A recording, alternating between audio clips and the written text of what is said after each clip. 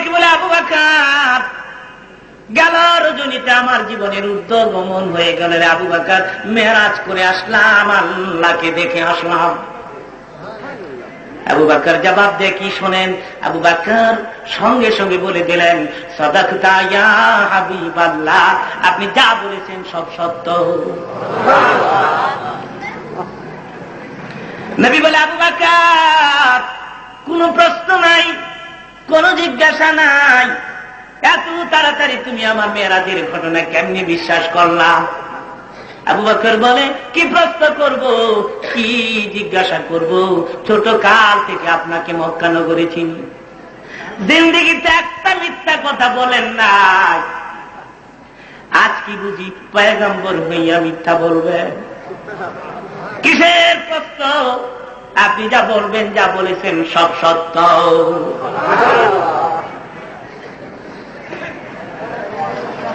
নবী আমার দিকে বলে, আবু বকর, প্রশ্নপত্র ছাড়াম, কোন জিজ্ঞাসা ছাড়াম, এত তাড়াতাড়ি যখন তুমি পেরেছ আমার মেরাজের ঘটনা বিশ্বাস করে নিতে, আবু বকরের এই শূন্য হাতে আমি তোমার ছেড়ে দিতে পারি না।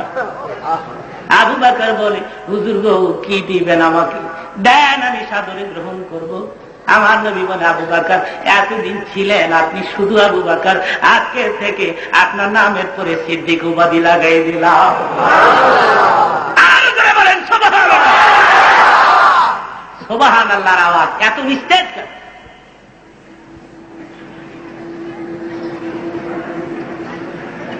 শুধু কি তাই? নবী বলেন, তাম দুনিয়ার মানুষের নেক যদি এক পাল্লায় তুলে দেওয়া হয়, আমার এই আবু বকরের নেক যদি অপর পাল্লায় তুলে দেওয়া হয়, নবী বলেন সারা পৃথিবীর মানুষের নেকের চেয়ে আমার আবু বকরের নেকের ওজন অনেক বেশি হবে। হাদিস শরীফ প্রমাণ করেছে। হযরত আয়েশা নবীর ঘরের আঙ্গিনায় বসে পূর্ণিমার সেই জ্যোৎস্না রাতে আকাশের তারকা গুনতেছেন। নবী আমার দেখে বলে, ও আয়েশা, আকাশের দিকে তাকে আপনি কি গুনতেছেন? আয়েশা বলে, হুজুর গো, আকাশের তারকা গুনি। নবী আমার দেখে বলে, আয়েশা, আকাশের তারকা গুনিয়া কেউ শেষ করতে পারবে গো আয়েশা? আয়েশা বলে, হুজুর, তাইলে আমি জানতে চাই আকাশের তারকার পরিমাণ কার আমলনামায় আছে? নবী দেখে বলে, আয়েশা গো, আকাশের পরিমাণ ওমর ফারুকের আমলনামায় আছে। আয়েশার চেহারাটাকে মলিন করে ফেললেন, মাথাটা হেট করে ফেললেন, নিচের দিকে তাকাই রইলেন। কেতাবে আসছে, আমার নবী হযরত আয়েশা নিচের হাত দিয়ে থোতাতে হাত লাগিয়ে মুখটাকে নিজের চেহারার দিকে ঘুরিয়ে দেখে বলে, দেখি দেখি মুখটা মলিন হয়ে গেছে, আমি বুঝেছি কেন আপনার আব্বার নাম বললাম না। হযরত আয়েশা বলে, হুজুর, আমার বাবা এত কষ্ট করলো আপনার জন্য, জীবন দিল নবীর নামে, আপনি কেমনে পারলেন গো আমার বাবার নাম না বলে ওমরের নাম? নবী বলে, আয়েশা গো, ওমরের জিন্দগির সমস্ত ন্যায় যদি এক পাল্লায় দেওয়া হয়, তোমার বাবার একটা রাত্রে 1 ঘন্টার ন্যায় যদি অপর পাল্লা দেওয়া হয়, আয়েশা গো, ওমরের জিন্দগির ন্যায় তোমার বাবার 1 ঘন্টার ন্যায়ের সঙ্গে ওজনে ঘোরাবে না।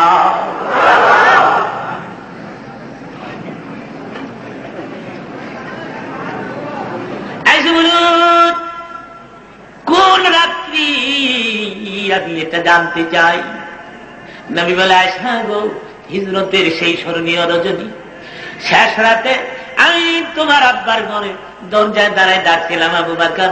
আবু বকর বলেন, লাব্বাইক ইয়া হাবিবাল্লাহ, হুজুর গো, এই তো আমি আপনার সামনে।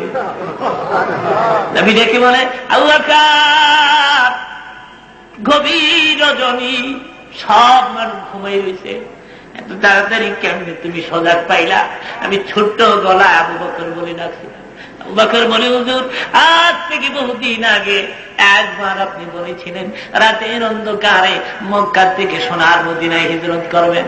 আমি আবু বকর হতভাগা সেই সফরের সাথী হব, আমার দরজায় দাঁড়াইয়া আবু বকর বলে আপনি আমাকে ডাকবেন। সেই দিন থেকে না জানি আবু বকর বলে ডাক দিয়ে শূন্য হাতে ফিরে যা। খোদার কাসম, ওই দিন থেকে রাতের ঘুম আমি আবু বকর হারাম করে এই দরজায় দাঁড়াইয়া পিঠ লাগায় লাগায় দাঁড়ায় দাঁড়ায় ঘুমাই। রাসূল আসবে, আবু বকর বলে আমাকে ডাকবে, আবু বকর বলিয়া ডাকিয়া শূন্য হাতে যদি ফিরে যান, আমি আবু বকর খেদমতে যদি হাজির না হতে পারি, এই মুখ কিয়ামতের মাঠে আল্লাহকে কেমন করে দেখাবো। এরা ছিল আশিক রাসূল। এদিনকে আশিক রাসূল বলে যায়, আমরা কিসের আশিক হইলাম, কি ভালোবাসা আমাদের।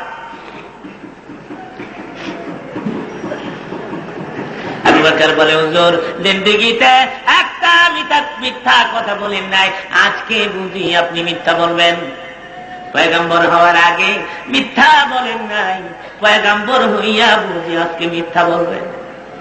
তাছাড়া আপনি যে কথা বলেন এগুলি তো বানিয়ে বলেন না, প্রভুর দেয়া কথাগুলি তো আমাদের বলে বলে শোনান।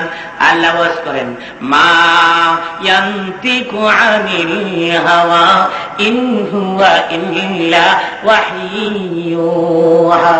মোহাম্মদ হারগিজ না গুফতাম তা না গুফতা জিবরাইল, জিবরাইল হারগিজ না গুফতাম তা না গুফতা রব্বুন জলিল। প্রভুর কথাই তো বলে বলে আপনি আমাদের শোনান, আপনি কি করে মিথ্যা বলতে পারেন? সুতরাং কি প্রশ্ন করবো?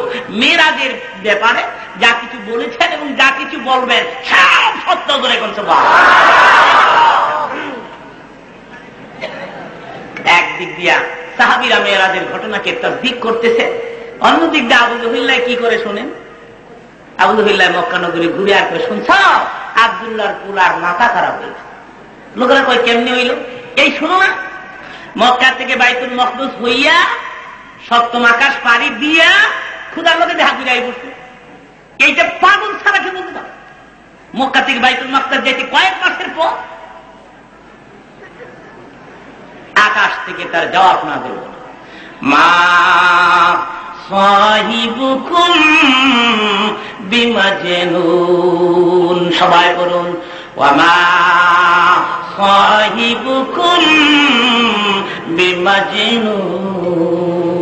তোমাদের সাথী আমার বন্ধু পাগল নয়। জোরে কোন সুবহানাল্লাহ। আবু জহিল্লাহ কয় পাগল, আল্লাহ কোন? নবীর দরবারে হাজির হইছে আবু জহিল্লাহ, কে আব্দুল্লাহর পোলা? এভাবে পাগল হয়ে নেবে আগেই জানতাম। রাসূল বলেন, কেমনি পাগল হইলাম? এই যে বলতেছ মক্কা থেকে নি বাইতুল মাকদাস হইয়া সপ্তম আকাশ পাড়ি দিয়া খোদার সাথে দেখা করে চলে আসছো, এভাবে পাগল হয়ে গেলাম। নবী আমার দেখে বলেন, তোমরা না বলেছ আমাকে আল আমিন, তোমরা না বলেছ আমি কোনদিন মিথ্যা বলি না, আজকে আমি মিথ্যা বলতেছি। আবু জহল বলে, তুমি কোনদিন মিথ্যা বলো নাই, কোনদিন বলবেও না। পাগল হয়ে গেলে কি করা যায়? যতদিন পাগল ছিল না মিথ্যা বলো নাই, হঠাৎ করে পাগল হয়ে গেছো। পাগল হয়ে গেলে পাগল কি কয় নিজেও বুঝে না, পাবলিকও বুঝতে দেয় না। তোমার তো স্ক্রু ঢিলা হয়ে গেছে, সুতরাং কি বলতেছো তুমি নিজেই জানো। নবী আমার দেখে বলে, আবু জাহাল, উপযুক্ত যদি কোনো প্রমাণ পেশ করতে পারি আমার মেরাজের ঘটনা বিশ্বাস করবেনি। আবু জাহল বলে, কি প্রমাণ তুমি পেশ করবে? তোমার খুশি মতো পেশ করলে তো চলবে না, তাহলে পারলে আমার প্রশ্নের জবাব দাও, বলো কি প্রশ্ন? আবু জাহল বলে, তাহলে বলো বাইতুল মাকদাসের কটা দরজা, কটা জানালা, কটা সিঁড়ি? আপনার আমার প্রশ্নের জবাব দেন। রাসূলকে মেরাজ করতে গেলেন না বাইতুল মাকদাসের দরজা জানালা গুনতে গেছে? দরজা জানালা গুণ লাগবো? দরজা জানালা গুনে কারা?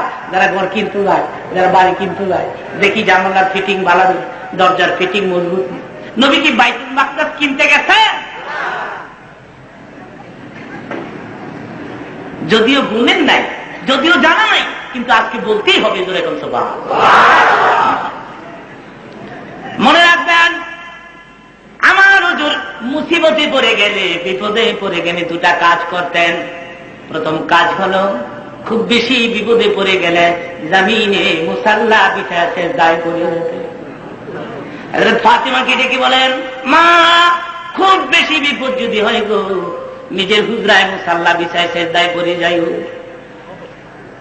তাই কিতাবে আসছে ঈদের দিন খুব সকালে হাসান হুসাইন দেখে বলে, মা গো, বন্ধু বান্ধব নতুন জামা গায়ে লাগাই যায় যায়, আমাদের নতুন জামা কোথায় গো মা? ফাতেমা দেখে বলে, তোদের জামা দর্জির ঘরে আছে রে, যা তোরা গোসল করে আস, দর্জি জামা নিয়ে আসবে। আনন্দে আত্মহারা গোসল করতে যায় রে হাসান আর হুসাইন।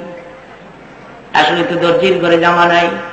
ফাতেমা কয়, বাবা কইছে বিপদে পড়ে গেলে মুসাল্লা বিছাইটা, তাড়াতাড়ি মুসাল্লা বিছাই। সে দায় পড়ে গেল, প্রভু গো, আমার কলিজার টুকরা হাসান হুসাইন ঈদের দিন যদি বলি জামা বানাই নাই, কাঁদবে, চোখ দিয়ে পানি বের হয়ে যাবে। আমি মা হয়ে তাদের চোখের পানি সইতে পারবো না, সেজন্য বাহানা দিতে যা বলেছি জামা দর্জির ঘরে আছে। দর্জির ঘরে না, গোসল করে আসবে। আইসা বলবে, মা দর্জি আসে নাই, কই গো মা আমাদের জামা? নবীর মেয়ে হইয়া মিথ্যা কথা কও মাবুদ, এই জন্নাতে মাথা উঠাবো না।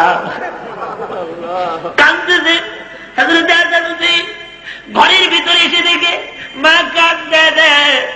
ঈদের দিন সেজদায় করে মা কাঁদ, মা গো, ঈদের দিন সবাই হাসে গো, তুমি কেন কাঁদো গো মা? মা সেজদা থেকে মাথা তুলতেছে না। দুই দিকে হাসান হুসাইন দাঁড়াইয়া, মা কি দুঃখ পাইছ গো? সেজদার থেকে মাথা তুল। আমি আকাশ থেকে খবর হয়ে গেলাম, জিবরাইল জান্নাত থেকে দুইটা জামা লইয়া দর্জির বেশে ফাতেমার দুয়ারে হাজির হয়ে যাও। টক টক টক টক শব্দ হচ্ছে। হাসান হুসাইন দৌড়ে গিয়ে, কে গো আমাদের ঘরের দরজা আওয়াজ? জিবরিল কয়, দরজা খুলেন, আমি দর্জি আপনাদের জামা লইয়া হাজির হয়েছি। বলেন সুবহানাল্লাহ। বন্ধুগণ,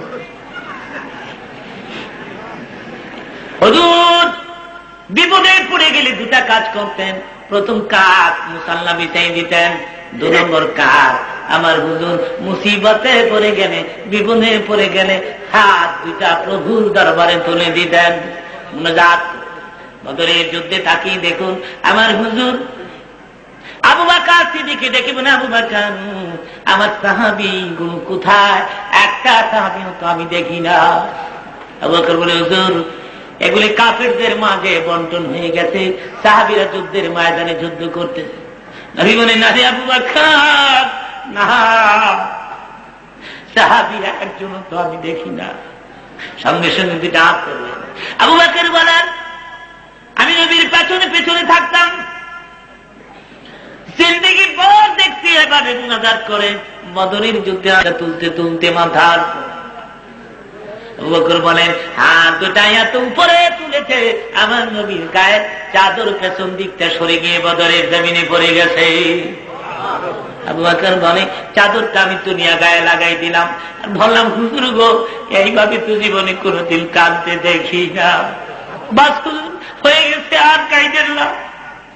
নবী বলে, আবু বকর মনে শান্তি নাই, খোদা গো, তুমি হুকুম না দিলে কোনদিন আমি যুদ্ধের ময়দানে আসতাম না।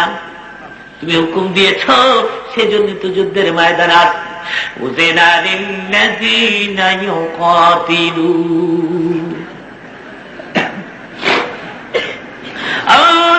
আমার 313 জন সাহাবী এই কাফেলা তৈরি করার জন্য আমাকে তাইফের জমি রক্ত দিতে হয়েছে, এ বাহিনী তৈরি করার জন্য রাতের অন্ধকারে মক্কা থেকে মদিনা হিজরত করতে হয়েছে।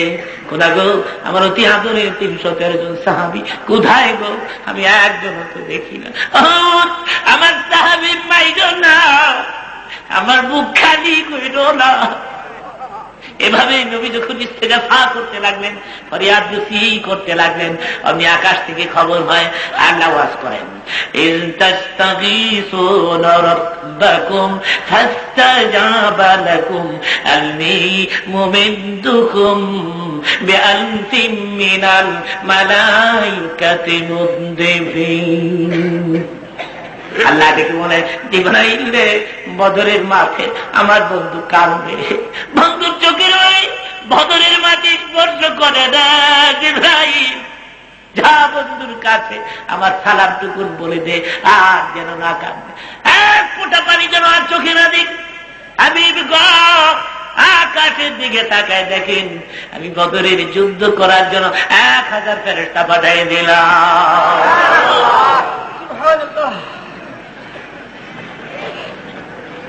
ফেরেশতারা যুদ্ধের ময়দানে একের পর একে লম্বা লম্বা লাঠি হাতে করে যখন মাঠে নেমে যায়, ফেরেশতার মাঠ দুনিয়ার বাইর, খোদার মাঠ দুনিয়ার বাইর, জোরে জোরে এখন সুবহানাল্লাহ। ছোট্ট একটা বাচ্চা শক্তিশালী একদিন যোদ্ধাকে হাতে পায়ে বেঁধে ঠেলে নবীর দরবারে হাজির করে দিয়েছে। নবী কয়, কি হে মানব, এই শক্তিশালী বীর যোদ্ধাকে কেমনি কাবু করলা? ছেলে কয়, জানি না, কে যেন হাত পা বেঁধে অ্যারেস্ট করে আমার কাছে দিয়ে বলেছে আপনার দরবারে বলতে। এটাই ছিল আল্লাহর পাঠানো ফেরেশতা। এখন সুবহানাল্লাহ। আবার দুঃখ লাগে, সে যুগের মুসলমানদের পেছনে আকাশ থেকে রহমতের ফেরেশতারা সাহায্যের জন্য নাযিল হয়ে যেত, আর বিজ্ঞান যুগে শয়তান পর্যন্ত আমাদের ভয় পায়।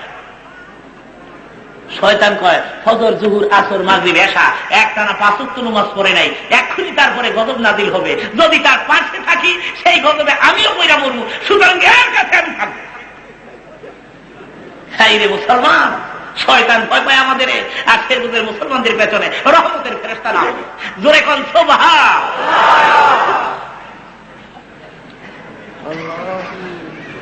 যুদ্ধ বন্ধ হয়ে গেল, মুসলমানদের পতাকা ধাঁধা গতিতে উঠতে লাগছে বদরের মাঠে। সাহাবীরা আমার হুজুরের চারদিকে। আপনাদের কষ্ট হয় কিছুক্ষণ চলতে থাকলে? চলতে থাকুক না,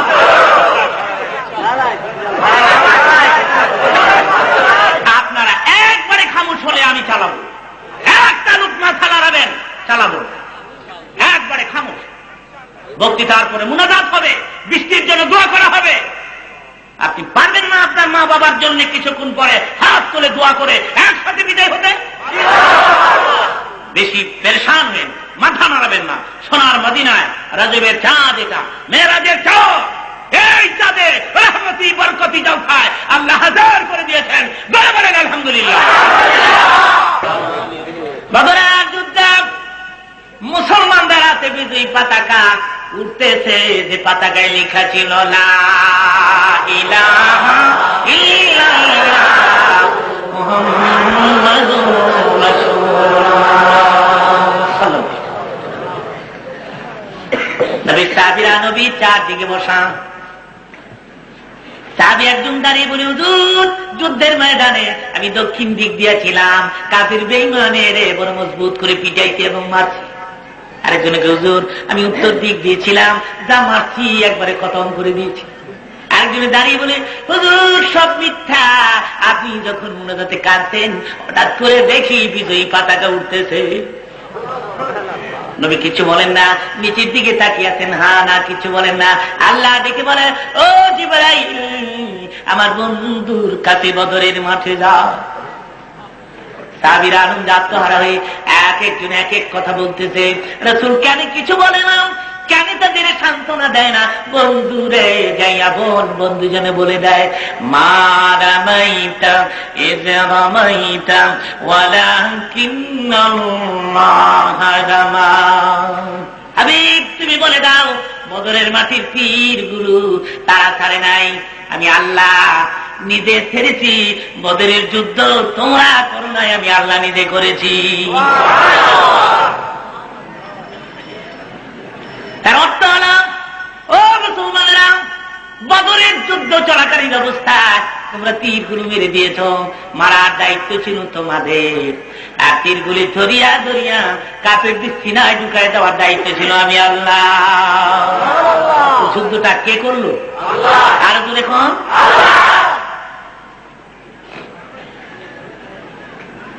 বন্ধুরা বিপদে পড়ে গেল আল্লাহর হাবিব মুনাজাতে হাত তুলতেন, আজকেও তো বিপদ। সাথে সাথে কাফিররা হাজির হয়েছে আবু জাহলের পেছনে। বলতে হবে বাইতুল মাকদাসের কটা দরজা কটা জানালা।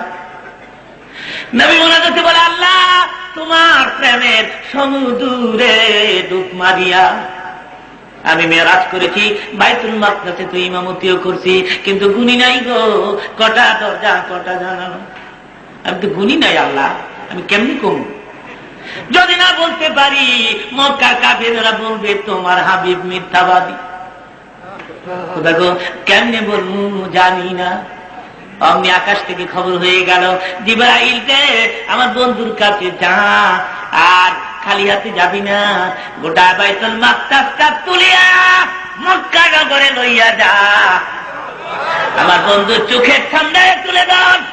আমার হাবিব দেখে দেখে গুনে গুনে বলে দিবে কটা দরজা কটা জানালা।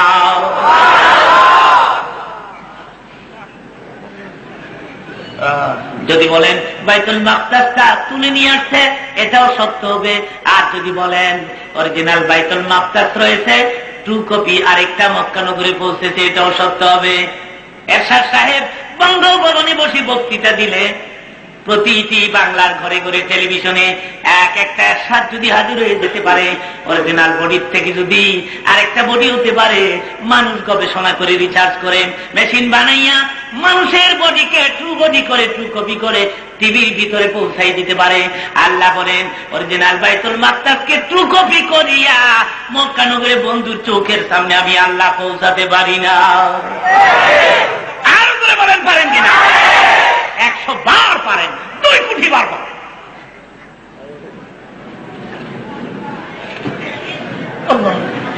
জিবরাইল ডেকে বলুন আর গুনাহগার করতে হবে না, এবার সামনের দিকে তাকান, আপনার প্রভুর হুকুমে গোটা বাইতুল মাকদাস আপনার চোখের সামনে নিয়ে এসেছি।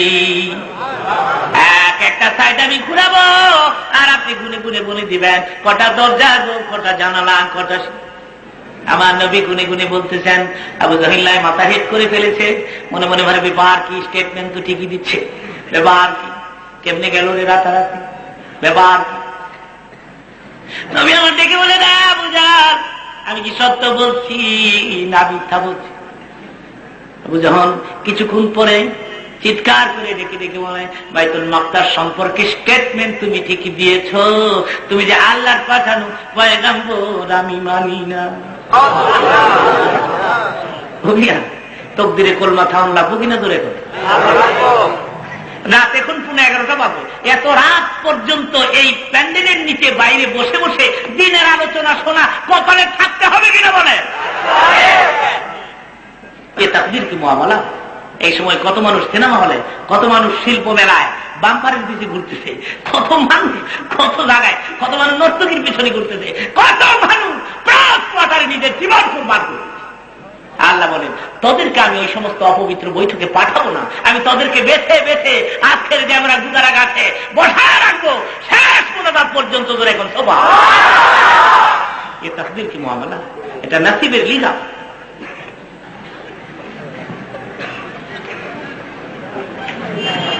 এবার আসেন আমার হুজুরের যাত্রা শুরু করা যাক। আল্লাহ থেকে বলে, ও জিবরাইল বুরাক লইয়া যা, মক্কা নগরে গিয়ে দেখ কাবার হাতিমে আমার বন্ধু ঘুমিয়ে আছে আশা করিয়া। আমার হাবিব কাবার হাতিমে ঘুমানো, যাও বুরাকের বন্ধুকে তুলবে ঘুম থেকে, বুরাকের পৃষ্ঠে বসাবে, এক টানে বাইতুল মাকদাস পৌঁছাবে। কেঁদে বেড়াতে জীবনের আইসা দেখি হুজুর ঘুমাই দিতে কাবা ঘরের হাতি। হে হাবিব আল্লাহ, হে রাসূল আল্লাহ বলে চিৎকার করে ডাক দেয়, নবীর ঘুম ভেঙে যাবে, হয়তো উনি রাগ হয়ে যাবেন, না জানি কোন গজবে লাগল ভাই জিবরাইল।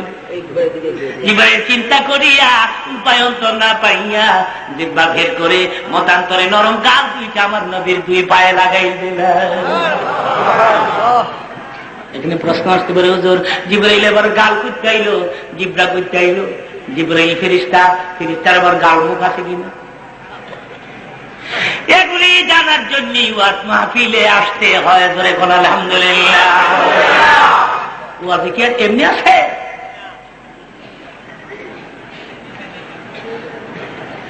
কোথায় পাইল গাল? হযরত জিবরাইল কাবার হাতিমে নবীর পাশে যখন দাঁড়ানো ডাক দিবেন তখন জিবরিল মানুষের ভেষে ছিলেন। জোরে কোন সুবহানাল্লাহ। ফেরেশতা মানুষের ভেষ ধরতে পারে না, কিন্তু কোরআন শরীফের কথা মিয়া فأرسلنا إليها روحنا فتمثل لها بشرا سويا। হযরত মারইয়াম ঈসা আলাইহিস সালামের মায়ের গোসলখানার ভিতরে হযরত জিবরিল মানুষের ভেষ ধরে প্রবেশ করেছিলেন। তাহলে বোঝা গেল ফেরেশতা মানুষের ভেষ ধরতে পারে না। ওই সময় মানুষের ভেষে নবীর কাদমের সামনে দাঁড়ানো, মানুষের ভেষ ধরলে গাল ছাড়া মানুষ হয়, জিবরা ছাড়া বোধ হয়। লাগাই দিলেন, গাছ দুটা লাগাই দিলেন। নবীর ঘুম ভেঙে যায়, ডেকে ডেকে বলে রুহুল কুদুস হইয়া, রুহুল আমিন হইয়া রে, সমস্ত ফেরেশতার সর্দার হইয়া, ও জিবরাইল কি করলা তুমি? তোমার গাল দুইটা আমার পায়ের পরে লাগাই দিলা, এত দামি ফেরেশতা হইয়া।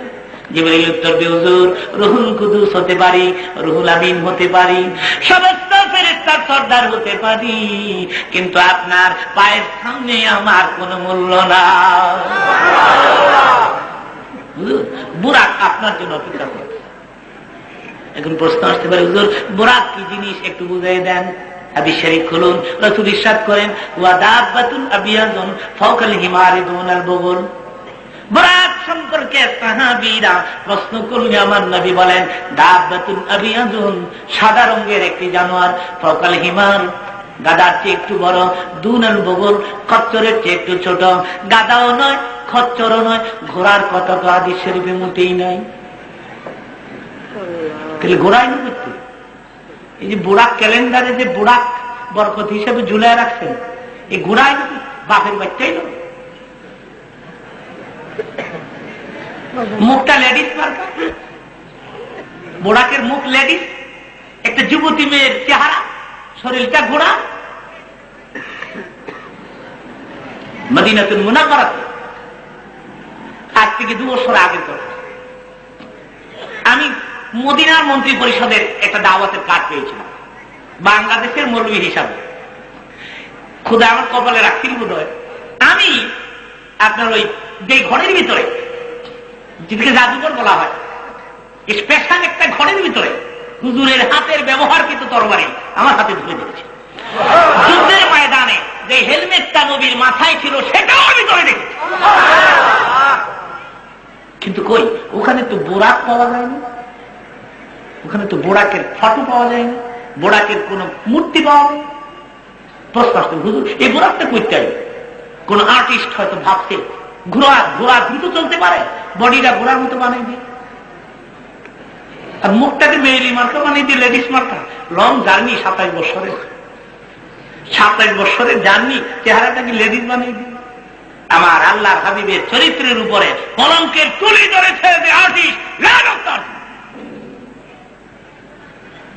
এই সমস্ত বোরাক গুলো দোকানে বরকত হিসেবে ঝুলিয়ে রাখবেন না, আজকে গিয়ে মাঝখানটা ছিঁড়ে ফেলবেন, আগুন দিয়ে চালিয়ে যদি মনে করেন কোন গুণা টুনা নিয়ে আবার ওইটাছে। মহাকালী টিভি গেট, গুলশান, ঢাকা 12, মোল্লা যুক্তিবাদী আমার ঠিকানায় গুণা সব পার্সেল করেছে। এইসব বাজে গুণাকের আগ বরকত হিসেবে ঝুলায় রাখে। দাব্বাতুন আবিয়াদুন ফাওকাল হিমারি দুনাল। রাসূল বলেন সাদা রঙের একটি জানোয়ার, গাদার চেয়ে একটু বড়, খচ্চরের চেয়ে একটু ছোট। গোড়া শব্দ তো হাদিসেই না। বৃষ্টির সময় আকাশে দেখবেন বিজলি দেয়, বিজলির আরবি হলো বারকুন। বারকুন থেকে বুরাকটা নাও নেই, বারকুন বুরাক, বারকুন বুরাক সম্পর্ক আছে কিনা কিছু। বিজলির যে একটা গতি পাওয়ার আছে, বিজলির গতি পাওয়ারের চেয়ে বুরাকের গতি পাওয়ার আর কয়েক হাজার গুণ বেশি। মক্কা থেকে বাইতুল মাকদাস পৌঁছতে হাদিস শরীফে রাসূল ইরশাদ করেন বুরাকের মাত্র 2 কদম লাগে।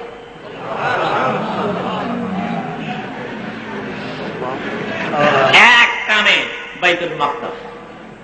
হাদিস শরীফে রাসূল ইরশাদ করেন বাইতুল মাকদাস যখন আমি গেছি, গিয়া শুনি ফাআযানাল মুআজ্জিন ওয়া কিমাতিস সালাহ আবমানি জিবরাইল আলাইহিস সালাম সাল্লাইতু বিহি রাকাতান। হুজুর ডেকে বলেন বাইতুল মাকদাস যখন আমি গেলাম, গিয়ে শুনি কে যেন আজান দিতেছে। কিছুক্ষণ পরে তাকবীর বলতেছে, লোকেরা কাতার ধরে দাঁড়াচ্ছে, কিন্তু ইমাম সাহেবের মুসাল্লাটা খালি। এমনটি কে করে? নবী হাদিস শরীফে সরাসরি ইরশাদ করেন, ফাআম্মানি জিবরিল ने मुझे ইমাম বানায়া। ইমামতি করার শখ আমার ছিল না, জিবরিল আমার কিনারে দাঁড়ায় কয়, হুজুর কার অপেক্ষা করতেছেন? আজকের দিন শাশুড়ি একদিন ডেকে কয়, বৌমা এক গ্লাস পানি আনো তো। তো বুঝতে বলতে পানি আনালো, তো কলসির মাথা বউর মাথা লেভেল পজিশন, বউ দেরা কলসিও, বউ কয় পানি লোক কেমনি রে, না হইয়া বলবো বলছিল। তো পা পিছলে বুঝা গেলে নাকি মুখে বাড়ি খাইলে নাকি ফুল খুলিয়া কলসির তলিতে পড়িয়া, বউ হয় নাই ফুল আড়াই লাইছি মাইরা লাগবে খাবে। বৌমা পানি আনতে এত দেরি হচ্ছে? আম্মা নাকের ফুল হারাই লাইছি। কোথায়? কলসির তলিতে পড়ে। তুমি কি করো? তালাশ পাও না। ফামু কি গো আম্মা, কলসি তো থলিই না। শাশুড়ি কয়, তুই এইসব দেড়া তোর হুঙ্গি হয়েছে আবু দেড়াইতে বউ রাত কথা নিয়ে থাকবে। মাগো তুই আদা পুঞ্জি কলসির তলি ঠিকই আছে গো মা, তোর বুন্দি খা। এই বুন্দি দিয়ে কেমন পর্যন্ত চেষ্টা করলো, তলির খবর তুই পাইছি না গো বুঝতে বলছি, তলি ঠিক আছে। আমি বৈজ্ঞানিকদের বলতে চাই, তলি ঠিকই আছে, স্তর ঠিকই আছে, কেমন পর্যন্ত রকেট ছড়লো তার খবর মিলবে না। রাসূল বলেন, ফাকাত হালান, আমি যখন ওখানে পৌঁছে গেছি, আমি আমার আগমন রাস্তা ফেরেশতারা দরজাটা খুলে দিয়েছে। জোরে কোন সুবহানাল্লাহ। রাসূল ইরশাদ করেন, প্রথম আকাশে ঢুকে উনি দেখলেন শাহী সিংহাসন জড়িয়ে জ্যোতিষময় এক মহাপুরুষ বসা। নবী আমার দেখে বলেন, জিবরাইল মান হাদার রাজুল, ব্যক্তি দেখে মান হাদা, এটা কে? জিবরাইল হুজুর চিনেন না? নবী বলেন, কেমনে চিনব রে জিবরাইল, আমি তো এদেশে জীবনে কোনোদিন আসি নাই, এদেশের মানুষও জিন্দেগিতে কোনোদিন দেখি নাই, কেমনে চিনব? আসুন নবীর মেরাজটা একটা নতুন দুলার মতো। জোরে কোন আলহামদুলিল্লাহ। নতুন দুলা যেদিন বিয়া করতে যায় দেখবেন বরযাত্রী থাকে সঙ্গে, জামাই দোষাবার জামাইয়ের উপরে সাথী দুইটা থাকে, জামাই আবার রুমাইল দিয়ে ফেলি নাকটা গুইদা রাখে, মনে হয় না হয় বুঝে গাও গিয়ে জামাই আবার কারোর মধ্যে কোনো কথা কয় না, কথা বলে দোস্তের লোকই কয়, তাও চিৎকার করে না, ফিস ফিস ফিস ফিস। বরযাত্রী যখন শ্বশুর বাড়িতে গেছে, জামাই চাষা শ্বশুর দরজা করে দাঁড়ায়, আপনারা সহি সালামতে আসতেন, রাস্তাঘাটে কোনো গন্ডগোল ফন্ডগোল হয় নাই তো? না ইনশাল্লাহ ঠিক মতো আসছেন। জামাই দোষ করে জিজ্ঞাসা, দোষীতে কেডাও? চিনেন না? কেমনি চিনবো? আমি তো এবার জীবনে কোনো সময় আইনি, এই গ্যারাম হইয়াই নয়, কাজে আপনার চাচা হু চাইলেন কি? এবার জামাই দাঁড়ায়, আসসালাম আলাইকুম চাচা হু। এতক্ষণ চিনে নাই, সালাম দেয় নাই, এখন চিনতে সালাম দেওয়া দরকার কিনা? জোরে কর। আমার নবীর মেরাজ একটা নতুন দুলা। জোরে কর সুবহানাল্লাহ। 70,000 ফেরেশতা রহমতে বরযাত্রী। হযরত জিবরাইল আমার নবীর মাথার পরে রহমতের ছাতি ধরে রেখেছে। হুজুর জিবরাইল ছাড়া আর কারো সাথে কোনো কথা বলে না, তাও চিৎকার করে না, ফিস ফিস ফিস ফিস। তো তোমার কাছে গিয়ে জিবরাইল গো, এই মুখটাকে। জিবরাইলকে হুজুর চিনেন না? নবী বলেন, কেমনি চিনবো? আমি বুঝি এই দেশে কোনদিন আসছি। হুজুর এটা আদি পিতা হযরত আদম আলাইহিস সালাম। হুজুর আশ্চর্য হয়ে পড়ে, এইটা আদম নবী, এটা আদি পিতা। এতদিন চিনে নাই, সালাম দেয় নাই, অন চিনতে সালাম দেওয়া দরকার নেই। আমার নবী সালাম দিলেন, আসসালামু আলাইকা ইয়া আবি আদম আলাইহিস সালাম, ও আমার বাবা আদম গো, আমার সালাম লো। এখান থেকে শিখবার অনেক কিছু আছে, বুঝবার অনেক কিছু আছে। রাহমাতাল লিল আলামিন, ইমামুল মুরসালিন, সরকারে দু আলম, সরদারে দু জাহান, যার চেহারার খাতিরে তামাম জাহান আল্লাহ বানান। উনি ইচ্ছা করলে মনে মনে ভাবতে পারতেন, সালাম আল কিনা আমি যে মুখে আমারই দেখুন, পারতেন কিনা? আরো জোরে কম। নবীর কাছে অহংকার নাই, গর্ব নাই, খর্ব নাই, তাকাব্বুরি নাই, কিচ্ছু নেই।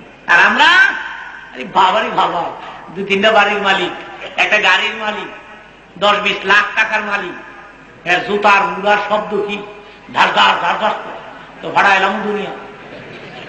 হ্যাঁ, প্যান্টের কাপড় চাকরি দিচ্ছে তো সমানে হাতরাইতাছে, পরিষ্কার করে এলাম রাস্তাঘাট। বাপ ছেলের জায়গা কয় 2-4টা হুতাইলাম, কয়েক লাখ গায়ে যাইব।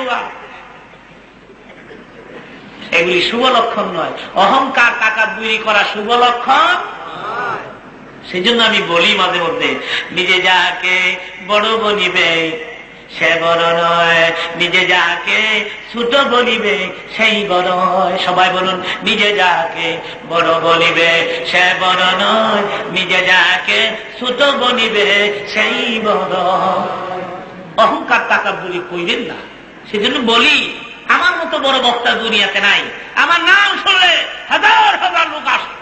যতক্ষণ আমি মাইকের সামনে থাকি, একটা লোক মাথা লড়ায় না কি বুম্বাস্টিক মার্কার বক্তারে। আমি বক্তার ভিতরে জরুরা পরিমাণ অহংকারের লেশ মাত্র যদি এসে যায়, কিয়ামতের মাঠে আল্লাহ বলবেন, বক্তারে এদিকে আয়, তোরে তক্তা বানান।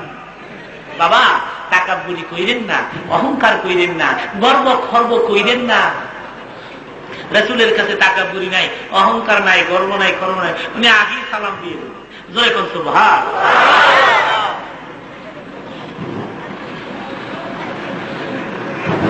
এবার আসুন, প্রথম আকাশ থেকে দ্বিতীয় আকাশে হযরত আয়েশার সঙ্গে সাক্ষাৎ করলেন। 2 নম্বর থেকে 3 নম্বর আকাশে ইউসুফ আলাইহিস সালামের সঙ্গে সাক্ষাৎ করলেন। 3 নম্বর থেকে 4র্থ আকাশে ইদ্রিস আলাইহিস সালামের সঙ্গে সাক্ষাৎ করলেন। 4র্থ আকাশ থেকে 5ম আকাশে হারুন আলাইহিস সালামের সঙ্গে সাক্ষাৎ করলেন। 5 নম্বর থেকে 6ষ্ঠ আকাশে হযরতে মুসা কালিমুল্লাহর সঙ্গে সাক্ষাৎ করে 7ম আকাশে ইব্রাহিম খলিলের সঙ্গে সাক্ষাৎ করলেন মুহাম্মদুর রাসূলুল্লাহ সাল্লাল্লাহু আলাইহি ওয়াসাল্লাম।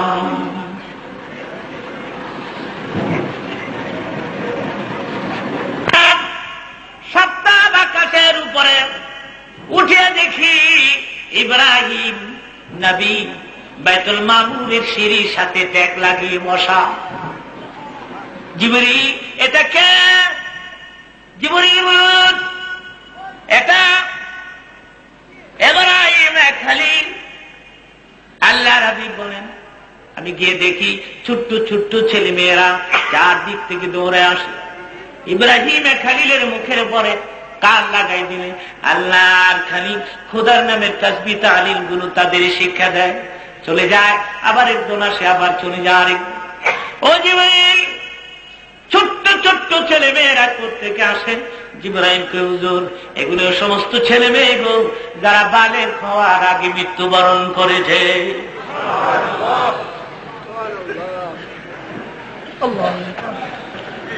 প্রাণ ভরা বাপকে বাপ বলে ডাকতে পারে নাই, মাকে মা বলে ডাকতে পারে নাই। মুসলমানদের জাতির পিতার নাম ইব্রাহিম। ও মুসলমান, জাতির পিতা বছরে বছরে চেঞ্জ করা যায় না, সপ্তাহে সপ্তাহে বদলান যায় না। এটা স্ক্রু বল্টু না। আল্লাহ বলেন কোরআন শরীফে, সিল মুহুর করে কিয়ামত পর্যন্ত জাতির পিতার নাম ঘোষণা করে ছেড়ে দিলাম ইব্রাহিম খলিল।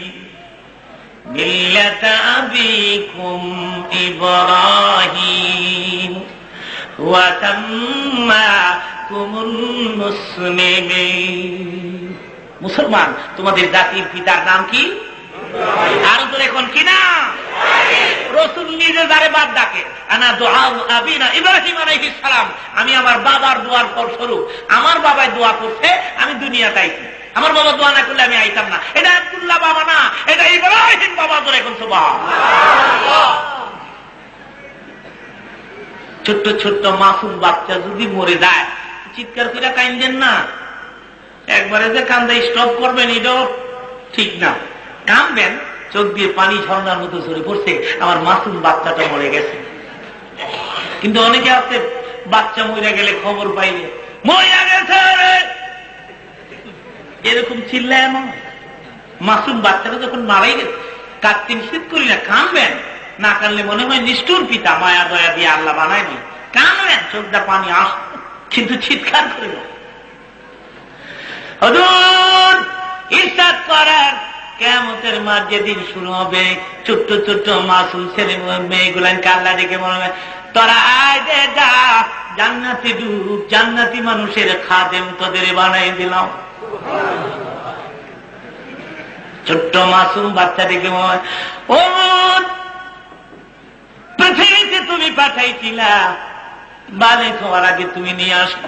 খুদা গো, যদি হায়াত পাইতাম প্রাণ ভরে ভরে তোমার ইবাদত করতাম। মাকে মা দেখি তৃপ্তি মিটে নাই, বাপকে বাপ দেখি তৃপ্তি মিটে নাই। ও খুদা, একবার যদি মায়েরে দেখাইতা, বাবারে দেখাইতা, এক নজর দেখতাম, মা বাপ কই আমি একবার ডাক দিতাম। রাসূল ইরশাদ করেন, বাপ মাকে হাজির করে দেওয়া হবে। মাসুম বাচ্চা নিজের মাকে দেখ, মা আব্বা বলে চিৎকার করে ডাকবে, মার কাছে যাবে, একবার বাবার কাছে যাবে, দেখে বলবি, খোদা গো আমার মা বাবা খাদেম বানিয়ে দাও, বেহেশতে থাকবো, প্রাণ ভরে ভরে মা বাপ বলে ডাকবো।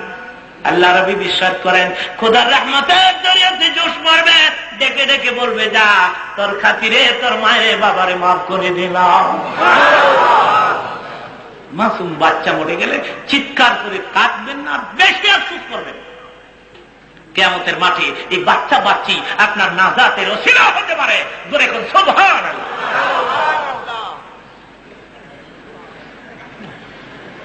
এবার আসুন রাসূলকে আর একটু উপরে নিয়ে যাওয়া হোক। মেহনী শেষ করবে? বাইতুল মামুরই রাখবেন? উপরে চলেন না, দেখি না কোথায় গেল।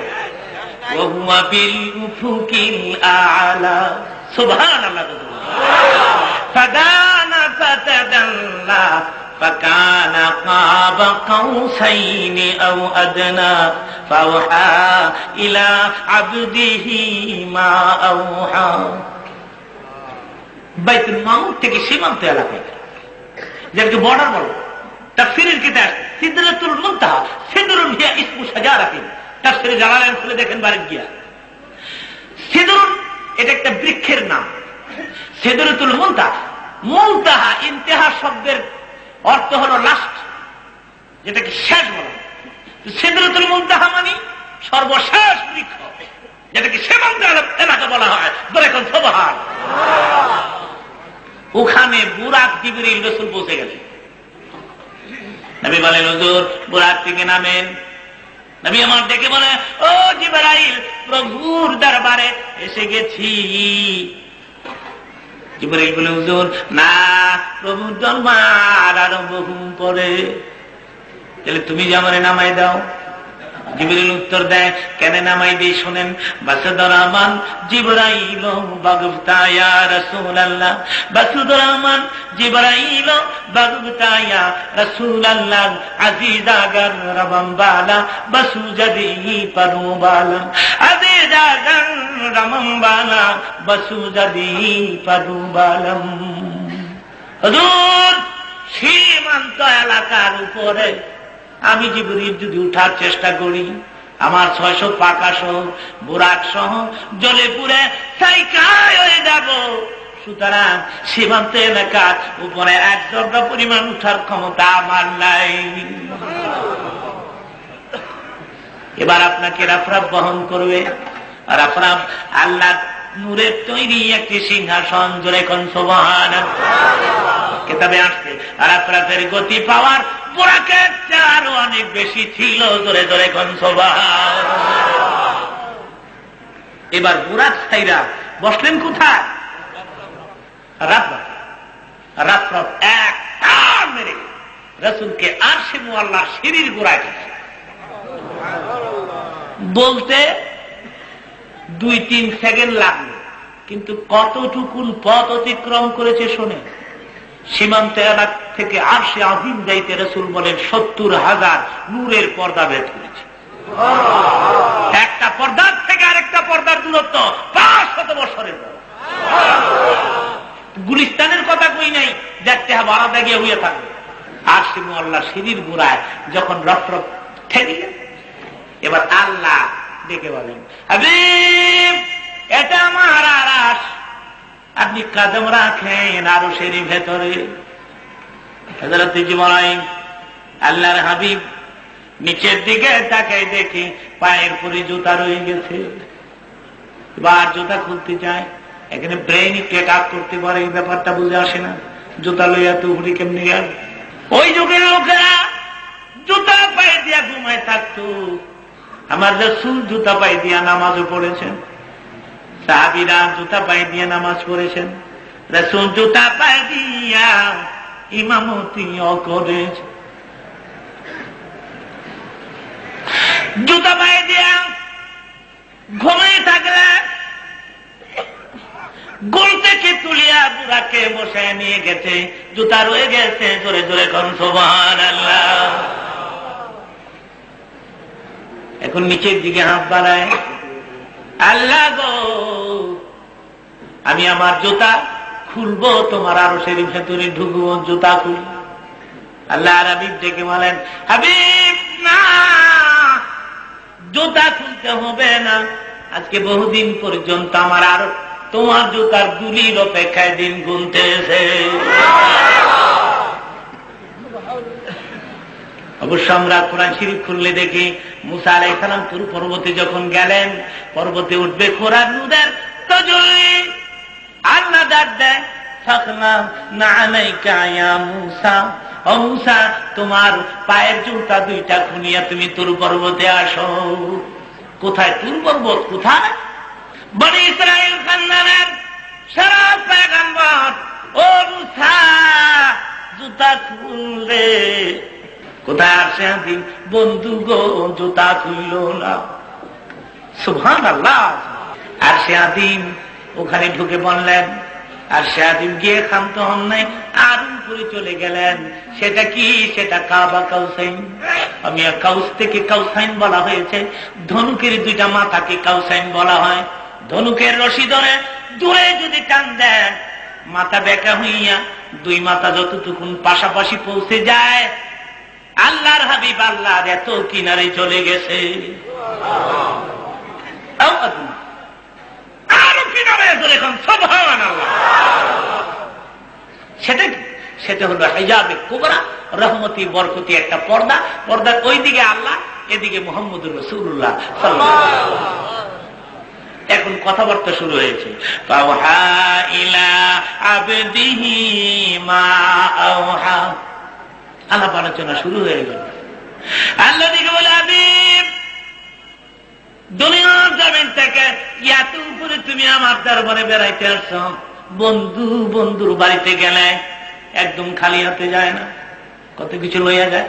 আলাউদ্দিনের দোকানে মিষ্টি, ইসলামিয়া দই, তারপরে মোড়া তরমুজ, কত রঙের বান্দি। হাবিবি গো আমার জন্য কি নিয়ে এসেছ? আল্লাহ হাবিব বলেন, একদম সুন্নাতে আসি নাই। আত্তাহিয়াতু লিল্লাহি ওয়াস সালাওয়াতু ওয়াত তাইয়্যিবাত। আমার ক্ষুদ্র জীবনের গোলামি, বন্দেগী, পবিত্রতা, গুণগান যা কিছু আছে সব তোমার জন্য দিলাম। আল্লাহ বলে, হাবিব রে এত কিছু দিতে পারলা, আমি কি তোমার শূন্য হাতে ফেরাতে পারি? আসসালামু আলাইকা আইয়ুহান নবী। আমার সালাম, আমার রহমত, আমার বরকত, আমার করুণা, আমার মায়া দয়া সব আমি তোমারে দিয়ে দিলাম। নবী আমার দেখে বলেন, প্রভু গো এত সুখ এত শান্তি আমার জীবনে মানাইব কিনা? তোমার দেওয়া বরকত, রহমত, সালাম, শান্তি সব আমি গ্রহণ করলাম। তবে দুনিয়ার জমিনে ইমানদার আমার এতে উম্মতের পরে সমপরিমাণে ভাগ করে দিলাম। আসসালামু আলাইনা ওয়া আলা ইবাদিল্লাহিস সালিহিন। এবার আসার পালা। আপনারা দেখবেন বিয়ে যদি বিয়ের বাড়িতে বেড়াইতে যায়, বিয়ে দিয়ার পেছনে ঘুরে আর বিয়ে সাহেব পোলাওটা ভালো হয় নাই, তরকারিটা পোড়া লেগে গেছে, আপনার বিয়ানের শরীর ভালো না, বেজার হইয়া যান না খুশি হইয়া যান, বলে কিনা?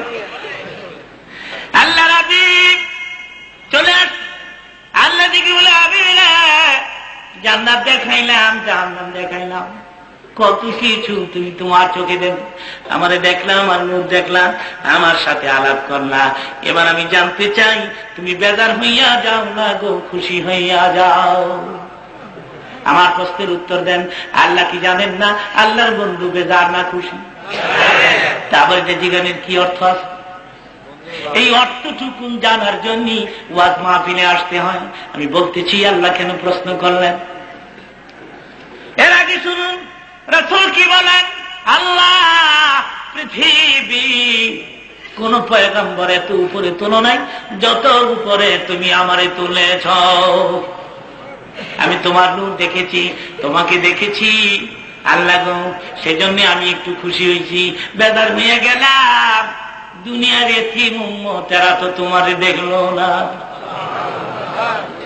চিন্তা করে সেখানে গো আমাকে আল্লাহ বলে আবিব এই জন্য আমি প্রশ্ন করছিলাম তুমি বেজার হইয়া যাও না খুশি হইয়া যাও। আমি জানি গো বন্ধু তুমি উম্মতের কান্ডারি।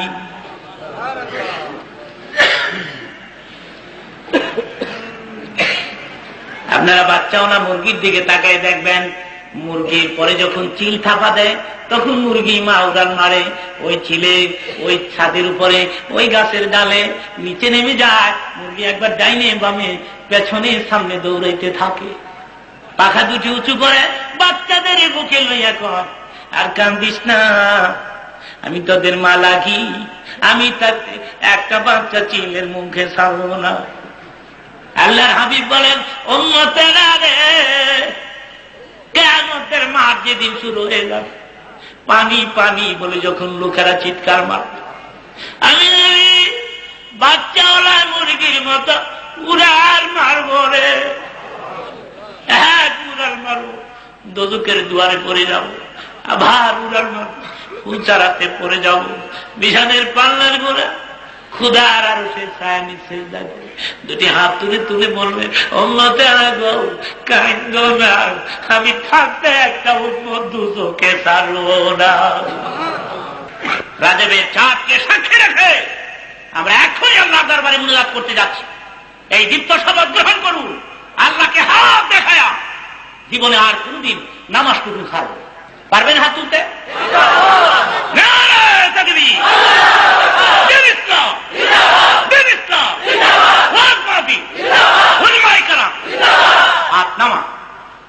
আল্লাহ রাব্বুল আলামিন আমাদেরকে 5 ওয়াক্ত মুসল্লি নিয়মিত নামাজি করে কবুল করুক। জোরে বলেন আমিন, আর জোরে বলেন আমিন। الرحمن الرحيم أستغفر الله ربي من كل ذنب وأتوب إليه ربنا ظلمنا أنفسنا وإن لم تغفر لنا وترحمنا لنكونن من الخاسرين মাবুদ রাত এখন প্রায় 11:30টার কাছাকাছি হয়ে গেছে। এত রাত পর্যন্ত তাকি দেখো খোদা হাজার হাজার মুসলমানেরা হাত তুলেছেন। জানি না কার মনে কি, কারো ছেলের অভাব, কারো মেয়ের অভাব, কেউ সুস্থতায় ভুগতেছে, কারো চাকরির অভাব। মেহেরবানি করে সকল আর মনের সুন্দর নেক মাকসাদগুলি পুরা করে দাও। তুমি মাফ করলে কে মাফ করবে? তুমি দয়া না করলে আমাদেরকে দয়া করবে? তুমি ক্ষমা না করলে কে আমাদের ক্ষমা করবে? ও আল্লাহ, বহু গুনাহ করে ফেলেছি। গুনার দিকে যখন তাকাই, পাপের দিকে যখন তাকাই, নাম ছাড়া আর কিছু দেখি না। নেকের দিকে তাকাইলে তার দ্বারা জান্নাতের কামনা কোনোদিন করতে পারি না। কিয়ামতের কঠিন মাঠে আমাদের গলায় আগুনের বেড়ি লাগাইয়া জাহান্নামে ছেড়ে দিও না। মউত ঘাটির বাইরা শাহী ইন্তজাম করেছে, সুন্দর ব্যবস্থাপনা করেছে। খোদা গো, এই ব্যবস্থাপনা কিয়ামতের মাঠে নাজাত রসিলা বানিয়ে দিও। এই অনুষ্ঠান কেমন পর্যন্ত প্রতি বছর এই ঘাটে তুমি প্রতি বছর তুমি মঞ্জুর করিয়া নাও। অনুষ্ঠানে যারা টাকা দিয়েছে, পয়সা দিয়েছে, মেহনত করেছে, সকলের মেহনত তুমি মেহেরবানি করে কবুল করিয়া নাও। বন্ধুর দ্বারা থেকে আমার ভাইরা আসছে, কি দিয়ে আমি বিদায় দিব? আমার কাছে দেওয়ার মতো কিছু নাই, শুধু তোমার কাছে সুবর্দ করে দিলাম। প্রত্যেকের কাঁদবে কাঁদবে, শ্বাস নিঃশ্বাসে হাজার হাজার নেক রেখে দিও আল্লাহ। মাবুদ ও খুদা, জানি না জানি জিন্দিগির শেষ মুনাজাত করতেছি, না জানি কালকে সময় কবরের বাসিন্দা হইয়া যায়, কেমনে থাকবো ওই কবরে, যেখানে মা নাই, বাপ নাই, বন্ধু নাই, বান্ধব নাই। ও খুদাই, মুনাজাতের খাতিরে তুমি নিজ হাতে আমাদের কবরে বাতি জ্বালাইয়া তোমার বন্ধু রওজা থেকে একটা পরিষ্কার পথ করিয়া দিও।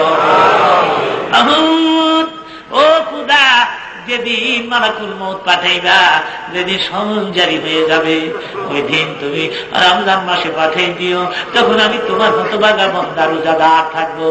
রমজানে জমার দিন আজরাইল পাঠাই দিও, কদরের রাতে আজরাইল পাঠাই দিও, যখন আমি তোমারই বান্দা মসজিদে ইবাদতে মগ্ন থাকবো। খুদা গো, ও খুদা, আমাদের মা বাপ, দাদা দাদি, নানা নানি যারা আজ পৃথিবীতে নাই, বাপ বলে ডাকবার মতো কেউ নাই, মা বলে ডাকবার মতো কেউ নাই। কিতাবে আসছেন, মায়ের পেটে 3 অবস্থায় আমি আমার জীবন কালাতিপাত করেছিলাম। প্রথম 3 মাস দাঁড়ানো অবস্থায়, মাঝের 3 মাস রুকুর অবস্থায়, শেষের 3 মাস মায়ের পেটে সেজদার অবস্থায় ছিলাম। কাদের কুদরত আমার মাথা ধরে ফের করে দেয়, পা দুটাকে পেছনের দিকে সোজা করে ছেড়ে দেয়। ওই সময় আমার পা দুটা ছুটিয়ে গিয়া আমার মা দুঃখিনের কলিজায় লেগে যায়। আমার মা পেরেশান হয়ে গেছে, দৌড়ে একবার স্বামীর পায়ে পড়ে যায়, আবার শ্বশুরের পায়ে পড়ে যায়, আবার শাশুড়ির পায়ে পড়ে যায়। ও আম্মা মাফ করে দেন, আব্বাজি মাফ করে দেন, স্বামী গো মাফ করে দাও, মনে হয় বাঁচবো না। মার করে যাই লাথি মেরে আমি পৃথিবীতে গিয়া মা গো কইয়া ঘন ঘন চিৎকার করে ডাকতেছিলাম। আল্লাহ বলে, বন্দারে, জন্মের পরে চিৎকার করে আমি ইচ্ছা করে তোরে কাঁদাইছিলাম, কারণ তোর চিৎকারের আওয়াজ তোর মায়ের কানের গোড়ায় গেলে তোর মার জ্ঞান তাড়াতাড়ি ফিরে যাবে। দাদি সোয়ালে পেশাব করে দিতাম, বাবি নিয়ে গেছে পেশাব করে দিতাম, বুকে লইয়া ঘুমাইবে পেশাব করে মার বুকটা ভিজাই দিতাম।